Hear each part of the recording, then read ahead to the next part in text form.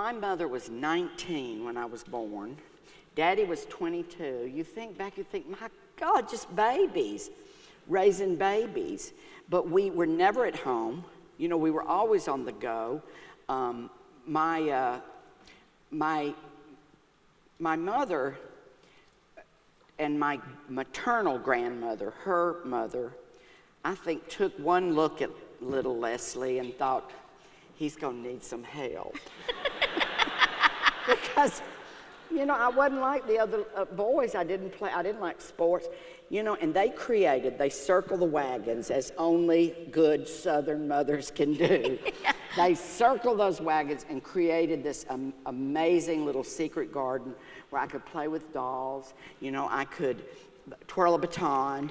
You know, I could do whatever I wanted to do.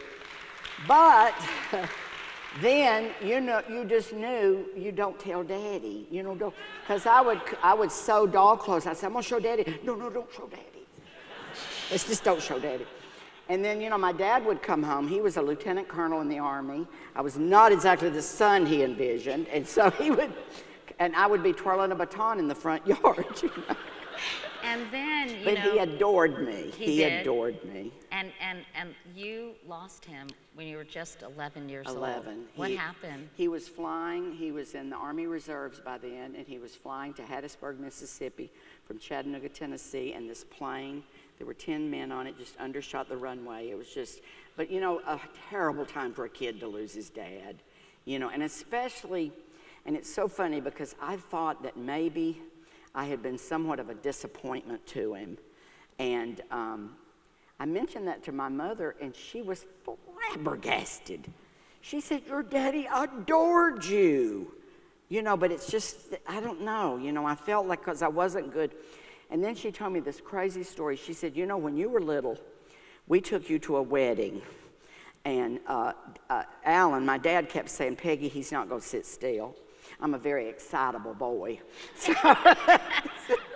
And they were right. I was up, I was down. And Mother thought, well, I'm going to have to take him out.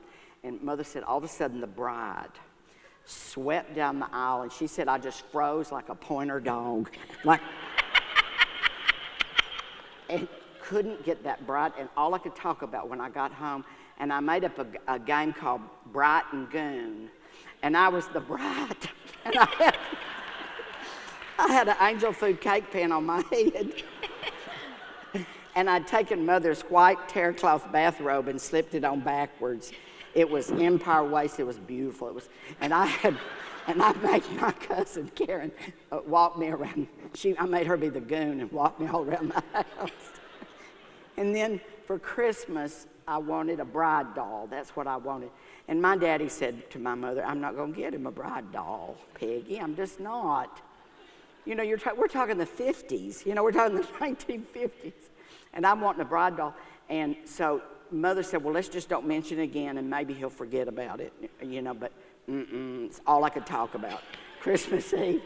So Mother said, well, I don't know what you're going to say to him in the morning, Alan, but, and so she heard the front door shut, and my daddy went out. This would have been I was 58, and bought his 3-year-old son the most beautiful bride doll.